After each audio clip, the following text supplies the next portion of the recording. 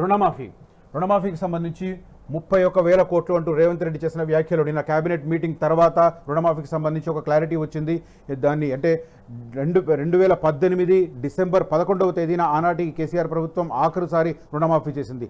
దాన్ని కటాఫ్గా పెట్టుకున్నారు. దాంతో నెక్స్ట్ డే అంటే డిసెంబర్ 12, 2018 నుంచి డిసెంబర్ 9, 2023 మధ్య కాలంలో రైతులు ఎవరైతే రుణాలు తీసుకున్నారో, వ్యవసాయ రుణాలు తీసుకున్నారో ఆ వాటిని తగ్గించబోతున్నట్టు చెప్తున్నారు, మాఫీ చేయబోతున్నట్టుగా చెప్తున్నారు. దానికి 31,000 కోట్లు అవసరమని, ఏకకాలంలో 2 లక్షలు మాఫీ, విధి విధానాలపై కేబినెట్ కీలక నిర్ణయం, కాంగ్రెస్ మాట ఇస్తే వెనుకడుగు వేయదు, వ్యవసాయాన్ని పండుగ చేయడం మా విధానం, సీఎం రేవంత్ రెడ్డి వ్యాఖ్యలు అన్న వివరాలు కనిపిస్తున్నాయి. సేమ్ టైం రైతు భరోసా అంటే గత ప్రభుత్వంలో రైతు బంధు పేరిట అమలైంది. ఇప్పుడు దాన్ని కాంగ్రెస్ ప్రభుత్వం రైతు భరోసాగా మారింది. వ్యవసాయదారులకు సంవత్సరానికి ఇంత అమౌంట్ అని ఇవ్వడం అనేది నిర్ధారించారు. దానికి సంబంధించి అంటే గత ప్రభుత్వం సంవత్సరానికి 10,000 రూపాయల చొప్పున ఎకరానికి ఇవ్వడం మొదలుపెట్టింది. దానికి రైతు బంధు నామకరణం చేసింది. ఆ తర్వాత ఇప్పుడు రైతు భరోసా పేరిట సంవత్సరానికి 15,000 రూపాయలు ఇస్తామని కాంగ్రెస్ ప్రభుత్వం మేనిఫెస్టోలో పేర్కొంది. ఇప్పుడు దానికి సంబంధించిన సమయం ఆసన్నమైన నేపథ్యంలో రైతు భరోసాకు కొత్త రూల్స్, విధి విధానాల రూపకల్పనకు మంత్రివర్గ ఉపసంఘం,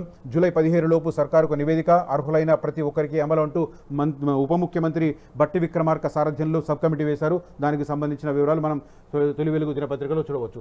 దీనికి సంబంధించి ఈనాడు దినపత్రికలో బ్యానర్ ఐటం కనిపిస్తుంది. ఏకకాలంలో 2 లక్షల రుణమాఫీ, డిసెంబర్ 18, 2008 డిసెంబర్ 12 నుంచి 2023 డిసెంబర్ 9 వరకు కటాఫ్, ఆగస్టు 15లోగా చెల్లింపుల ప్రక్రియ పూర్తికి ఏర్పాట్లు, 31,000 కోట్లు వెచ్చించనున్న రాష్ట్ర ప్రభుత్వం, రైతు భరోసా విధి విధానాలపై మంత్రివర్గ ఉపసంఘం, అందరితో చర్చించి జూలై 15లోగా నివేదిక, మంత్రివర్గ నిర్ణయాలను వెల్లడించిన సీఎం అన్న వివరాలు కనిపిస్తున్నాయి. రాష్ట్రంలోని రైతులందరికీ గడువులోగా ఏకకాలంలో 2 లక్షల రూపాయల వరకు రుణమాఫీ చేయాలని మంత్రిమండలి నిర్ణయం తీసుకున్నట్లు ముఖ్యమంత్రి రేవంత్ రెడ్డి వెల్లడించారు. 2018 డిసెంబర్ 12 నుంచి 2023 డిసెంబర్ 9 వరకు 5 ఏళ్ల కాలంలో రైతులు తీసుకున్న 2 లక్షల లోపు రుణాలన్నీ మాఫీ చేయనున్నట్లు తెలిపారు. గతంలోనే ప్రకటించినట్లుగా ఆగస్టు 15వ తేదీలోగానే రుణమాఫీ ప్రక్రియను పూర్తి చేయడానికి ప్రభుత్వం ఏర్పాట్లు చేస్తోందని స్పష్టం చేశారు. సచివాలయంలో శుక్రవారం సీఎం రేవంత్ రెడ్డి అధ్యక్షతన రైతు రుణమాఫీ, రైతు భరోసాపై మంత్రిమండలి సమావేశం జరిగింది. రుణమాఫీ విధి విధానాలను పూర్తి స్థాయిలో చర్చించిన తర్వాత మంత్రివర్గం ఆమోదించింది. దీనికి సంబంధించిన ఉత్తర్వులు త్వరలోనే జారీ కానున్నాయి. రైతు భరోసా విధి విధానాలపై ఉప ముఖ్యమంత్రి భట్టి విక్రమార్క ఆధ్వర్యంలో మంత్రివర్గ ఉపసంఘం ఏర్పాటైంది. ఈ కమిటీ రైతు సంఘాలు, రైతు కూలీ సంఘాలు, ప్రతిపక్షాలు తదితరులతో చర్చించి జూలై 15వ తేదీ నాటికి నివేదిక ఇవ్వనుంది. మంత్రిమండలి సమావేశం వివరాలను సీఎం రేవంత్ రెడ్డి స్వయంగా విలేకరుల సమావేశంలో వెల్లడించారు. ఉప ముఖ్యమంత్రి మల్లు భట్టి విక్రమార్క, మంత్రులు తుమ్మల నాగేశ్వరరావు, కొండా సురేఖ, సీతక్క, పొంగులేటి శ్రీనివాసరెడ్డి, శ్రీధర్ బాబు, దామోదర్ రాజనరసింహ, ఉత్తమ్ కుమార్ రెడ్డి, జూపల్లి కృష్ణారావు, కోమటిరెడ్డి వెంకటరెడ్డి, పొన్నం ప్రభాకర్, ప్రణాళిక సంఘం ఉపాధ్యక్షుడు చిన్నారెడ్డి, విప్ ఆది శ్రీనివాస్ తదితరులు విలేకరుల సమావేశంలో పాల్గొన్నారు. ముఖ్యమంత్రి తెలిపిన వివరాలను ఆయన మాటల్లో విన్నాడు. 6 నెలల్లో మేము 100 రోజుల పరిపాలన చేశాం. దాదాపు 2.5 నెలలు ఎన్నికల కోడ్ పోయింది. ఇచ్చిన మాట నిలబెట్టుకునేందుకు మీ ముందుకు వచ్చాం. 2022 మే 6న వరంగల్లో రైతు డిక్లరేషన్ను రాహుల్ గాంధీ ప్రకటించారు. ఈ డిక్లరేషన్పై విధానపరమైన నిర్ణయాలు తీసుకుని రాష్ట్ర రైతాంగానికి వ్యవసాయం దండగ కాదు పండగ చేయాలన్న లక్ష్యంతో రైతు రుణమాఫీ అమలు చేస్తున్నాం. సోనియా గాంధీ, మల్లికార్జున ఖర్గే, రాహుల్ గాంధీ మాట ఇస్తే మడమ తిప్పిన నాయకులు. 2004లో కరీంనగర్ గడ్డ సాక్షిగా తెలంగాణ రాష్ట్రాన్ని ఇస్తామని హామీ ఇచ్చిన సోనియా గాంధీ రాజకీయ సంక్షోభం, పార్టీ విపత్కర పరిస్థితులను ఎదుర్కొన్న ఆ మాట నిలబెట్టుకున్నారు. సోనియా గాంధీ ఏమైనా చెబితే అది శిలాశాసనమే. ఎలాంటి పరిస్థితులనైనా ఎదుర్కొని నిలబడతారు. అలాంటి నాయకత్వం నుంచి వచ్చిన రాహుల్ గాంధీ ఇచ్చిన రుణమాఫీని అమలు చేయడానికి సిద్ధమవుతున్నాం అంటూ వివరాలు కనిపిస్తున్నాయి. సేమ్ టైం కట్ ఆఫ్ డేట్కు సంబంధించిన క్లారిటీ వచ్చింది. 5 సంవత్సరాల మధ్యకాలంలో 2 లక్షల వరకు రుణాలు తీసుకున్న తర్వాత వాటికి సంబంధించి ఇక్కడ మార్గదర్శకాలకు సంబంధించిన క్లారిటీ చూద్దాం ఒకసారి. 3-4 రోజుల్లో మార్గదర్శకాలు. మనం దీని మీద పెద్ద ఎత్తున చర్చ జరుగుతుంది. ఫిల్టర్ చేయడానికి, లబ్ధిదారులను ఫిల్టర్ చేయడానికి ప్రభుత్వం ప్రయత్నం చేస్తుందా, నిధుల భారాన్ని తగ్గించుకునే ప్రయత్నం చేస్తుందా అన్న కథనాలు గత వారం రోజులుగా ప్రతిరోజు మనం పేపర్లో చూస్తూ వస్తున్నాం. ఈ నేపథ్యంలో విధి విధానాలను ఖరారు చేయడానికి ఈ 2-3 మార్గదర్శకాలు పెట్టుకున్న పరిస్థితి కనిపిస్తుంది. రైతు రుణమాఫీకి సంబంధించిన మార్గదర్శకాలను 3-4 రోజుల్లో వెల్లడి కానున్నాయి. దీనిపై ప్రభుత్వ ఉత్తర్వులు వెలువడడానికి కొంత సమయం పడుతుందని సంబంధిత వర్గాలు తెలిపాయి. ఎలాంటి సందిగ్ధత లేకుండా స్పష్టమైన మార్గదర్శకాలు ఉండాలని అధికారులకు మంత్రివర్గం స్పష్టం చేసినట్టు తెలిసింది. శుక్రవారం మంత్రివర్గ సమావేశంలో కేవలం రుణమాఫీ, రైతు భరోసా గురించి మాత్రమే చర్చించినట్లు సమాచారం. ఈ 2 అత్యంత ప్రాధాన్యమైనవి, మొత్తం రైతాంగానికి సంబంధించినవి కాబట్టి ఇతర అంశాలు అవి ఎజెండాలో లేవని సంబంధిత వర్గాలు తెలిపాయి. పీఎం కిసాన్ యోజన మార్గదర్శకాలను పరిగణలోకి తీసుకుని రుణమాఫీని అమలు చేయనున్నారు.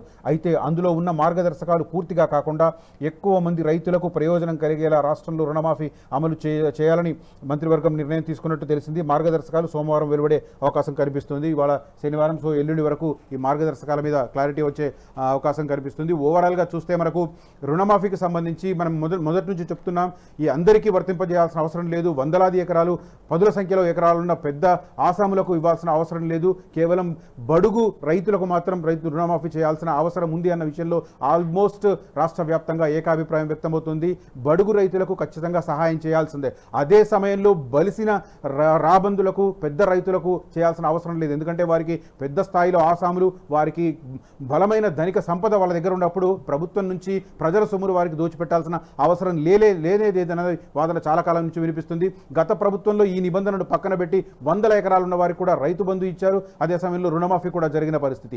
ఈ నేపథ్యంలోనే దీనికి సంబంధించిన సవరణ తీసుకురావాలని జాతీయ స్థాయిలో కేంద్ర ప్రభుత్వం అమలు చేస్తున్న ఏదైతే కిసాన్ సమ్మాన్కి సంబంధించిన విధి విధానాలు ఉన్నాయో వాటిని యాజ్ ఇట్ ఈస్గా కనుక ఇక్కడ ఇంప్లిమెంట్ చేస్తే లబ్ధిదారుల సంఖ్య గణనీయంగా పడిపోయే అవకాశం ఉంది. అలాంటప్పుడు వాటిల్లో కొన్ని మాత్రమే అప్లై చేసి, కొన్ని కండిషన్స్ మాత్రమే అప్లై చేసి మిగతా వాటిని కొంత రిలీఫ్ ఇవ్వడం ద్వారా మొత్తం 68 లక్షలున్న లబ్ధిదారులను 47 లక్షలకు కుదించే ప్రయత్నం జరుగుతున్నట్టుగా తెలుస్తుంది. ఒకవేళ కేంద్రంలో అమలవుతున్న మార్గదర్శకాలను యాజ్ ఇట్ ఈస్గా కనుక ఇక్కడ ఇంప్లిమెంట్ చేస్తే లబ్ధిదారుల సంఖ్య 33 లక్షలకు పడిపోయే అవకాశం ఉంది. కాబట్టి చాలామంది అంటే ఒక ఎబో యావరేజ్ ఉన్న రైతులకు అన్యాయం జరిగే అవకాశం ఉంది. కాబట్టి వారికి కూడా సహాయం చేయాలనే ఉద్దేశంతో 47 లక్షల మంది రైతులకు ప్రయోజనం చేకూర్చే రకంగా ఈ షరతులను, కండిషన్స్ని, విధి విధానాలను, మార్గదర్శకాలను రూపకల్పన చేసే సంకేతాలు కనిపిస్తున్నాయి. దానికి సంబంధించిన వివరాలు చూడవచ్చు. ఆంధ్రజ్యోతిలో కూడా ఈ వార్త ప్రధానంగానే కనిపిస్తుంది మనకు. రుణమాఫీకి రాజముద్ర కేబినెట్ క్లియర్ చేసిన నేపథ్యంలో రాజముద్ర పడినట్టుగా పేర్కొన్నారు. ఒకే విడతలో 2 లక్షల మాఫీకి మంత్రివర్గం ఆమోదం. జూలై నుంచే రుణమాఫీ ముందే వెల్లడించిన ఆంధ్రజ్యోతి. డిసెంబర్ 9కి 5 ఏళ్ల ముందున్న రుణాలన్నీ మాఫీ, నియమ నిబంధనలకు ఆమోదం, త్వరలో జీవో. ప్రభుత్వంపై పడే భారం 31,000 కోట్లు. రైతు భరోసా విధి విధానాలకు మంత్రివర్గ ఉపసంఘం. బట్టి, తుమ్మల, శ్రీధర్బాబు, పొంగులేటి సభ్యులు. వచ్చే 15 కల్లా నివేదిక, జూలై 15 కల్లా నివేదిక.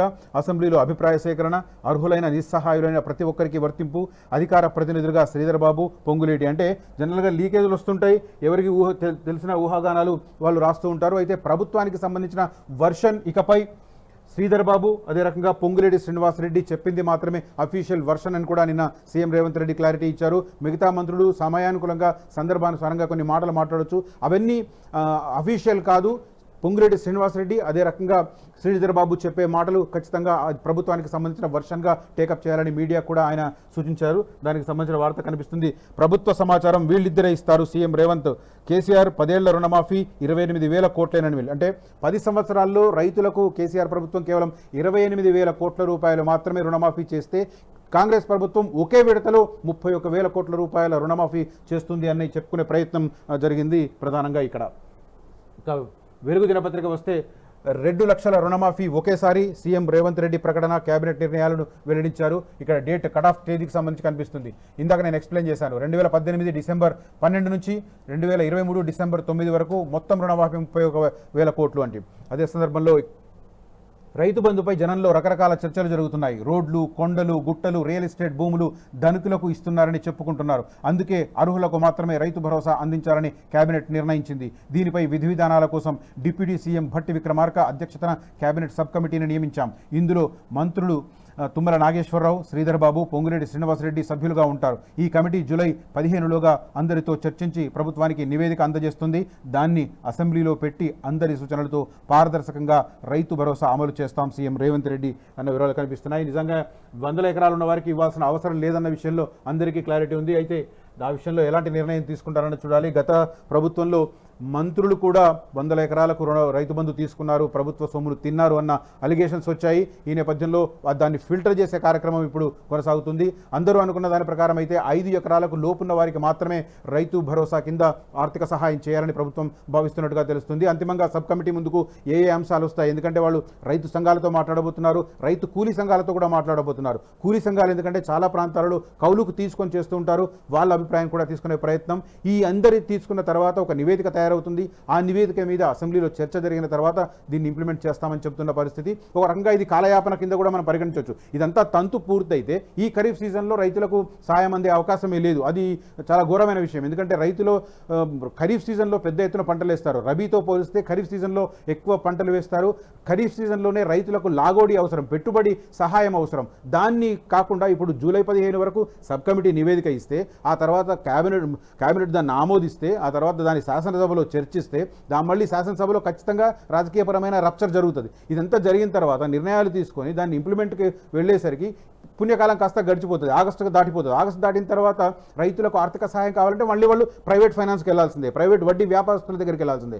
మార్కెట్ యార్డుల్లో ఎవరైతే తిష్టవేసి కూర్చున్నారో ఆ ట్రేడర్స్ ఉంటారో వాళ్ళ దగ్గర ఆర్థిక సహాయం తీసుకోవాల్సిందే. ఇట్లా భారీ వడ్డీకి కనుక వాళ్ళు లాగోడికి పెట్టుబడికి కనుక నిధులు సమీకరించి వాళ్ళు వ్యవసాయం చేస్తే అంతిమంగా వాళ్ళకు వ్యవసాయం నష్టమే. ఓ రకంగా ఇది రైతు భరోసాకు సంబంధించి కాలయాపన కిందనే పరిగణించాల్సిన అవసరం. అట్ ద సేమ్ టైం ప్రభుత్వ పరిస్థితిని కూడా మనం అర్థం చేసుకోవాలి. రైతు రుణమాఫీకి సంబంధించే పెద్ద ఎత్తున నిధులు అవసరం కాబట్టి ముందు దాన్ని ఫోకస్ చేసి ఆ తర్వాత ఇటు రైతు భరోసా మీద ఫోకస్ చేస్తున్నట్టుగా కనిపిస్తుంది. ఒకవేళ రుణమాఫీ జరిగితే ఆ బ్యాంకుల్లో మళ్ళీ రైతులకు రుణాలు వచ్చే అవకాశం ఉంది. అది కొద్దిగా పెట్టుబడికి వారికి ఉపయోగపడే అవకాశం ఉంది. అదొక సానుకూలమైన అంశంగా చూడవచ్చు. కానీ ఇంకొక వైపు చిన్న రైతులకు మాత్రం రైతు భరోసా కింద నిధులు రావడం, ఖరీఫ్ సీజన్లో రాకపోవడం అనేది కొంతవరకు నెగటివ్ అనే చెప్పుకోవాలి. వాళ్ళు ఖచ్చితంగా ప్రైవేటు వాళ్ళను ఆశ్రయించాల్సిన పరిస్థితి కనిపిస్తుంది. ఎవరైతే బ్యాంకుల్లో రుణాలు పొందలేని వారు ఉన్నారో వాళ్ళు ఖచ్చితంగా ప్రైవేటు వాళ్ళని తీసుకోవాలి, ఎక్కువ వడ్డీకి తీసుకోవాలి, ఎక్కువ మిత్తి కట్టాల్సి వస్తుంది. మిత్తి కట్టినప్పుడు వారికి పెట్టుబడి భారం అయిపోయి అంతిమంగా నష్టాలకు గురయ్యే అవకాశం. ఒకవేళ పంట చేతికి వస్తే ఓకే, పంట ఏదైనా ప్రకృతి విపత్తులతో కనుక పంట రాకపోతే ఈ భారం ఆ భారం కలిపి రైతు మొత్తం మీద నడ్డి విరిగే పరిస్థితి అయితే ప్రస్తుతం కనిపిస్తుంది. ఒకసారి నమస్తే తెలంగాణ చూద్దాం. కటాఫ్ తేదీలు ఖరారన్న వార్త కనిపిస్తుంది. రుణమాఫీకి సంబంధించి ఒకే దఫాలో 2 లక్షల రుణమాఫీ విధి విధానాలపై త్వరలో జీవో. 2018 డిసెంబర్ 12, 2023 డిసెంబర్ 9 మధ్య రుణాలకే ప్రభుత్వంపై 31,000 భారం అన్న వివరాలు కనిపిస్తున్నాయి. మొత్తం లబ్ధిదారులు 47 లక్షల మంది. ఇందాక నేను ఎక్స్ప్లెయిన్ చేశాను. తర్వాత కోతలయ్యాకే రైతు భరోసా, సెప్టెంబర్ దాకా పెట్టుబడి సాయం లేనట్టే, అమలుకు చర్చల మెలిక, జూలైలో కమిటీ నివేదిక, ఆ తర్వాత అసెంబ్లీకి 2 నెలలు పట్టే ఛాన్స్. ఇందాక నేను ఎక్స్ప్లెయిన్ చేశాను. ఎన్నికల మేనిఫెస్టోలో ఇచ్చిన హామీ మేరకు రైతులకు ఒకేసారి 2 లక్షల రూపాయల రుణమాఫీ చేయాలని నిర్ణయించినట్టు సీఎం రేవంత్ రెడ్డి తెలిపారు. దీనికి సంబంధించిన కట్ ఆఫ్ డేట్ ఇవన్నీ కనిపిస్తున్నాయి. రైట్, మొత్తం మీద రుణమాఫీకి సంబంధించి అయితే క్లారిటీ వచ్చింది. కాకపోతే రైతు భరోసాకు సంబంధించి ఇంకొద్దిగా డిలే జరుగుతుందో అది కొద్దిగా రైతుకు అసనిపాతంగానే చెప్పుకోవచ్చు. అసలైన తొలి వెలుగు. ఫాలో వాట్సాప్ @తొలి వెలుగు అఫీషియల్.